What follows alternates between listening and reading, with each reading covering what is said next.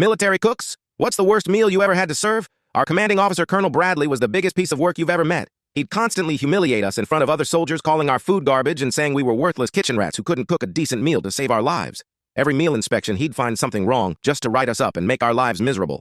He even made us redo an entire week's worth of meals because he said our mashed potatoes weren't fluffy enough for his refined palate. The breaking point came when he publicly screamed at my assistant, Private Chen, for dropping a single dinner roll, calling him a pathetic excuse for a soldier who didn't deserve to wear the uniform. Chen broke down crying right there in the mess hall, while other soldiers watched in horror. That's when I decided Colonel Bradley needed a very special meal prepared just for him with extra love and care. See, Bradley had this ridiculous routine where he'd come to the kitchen every Friday at exactly noon, demanding his lunch be served immediately in his private office like he was some kind of royalty. He was so predictable it was almost insulting to my intelligence.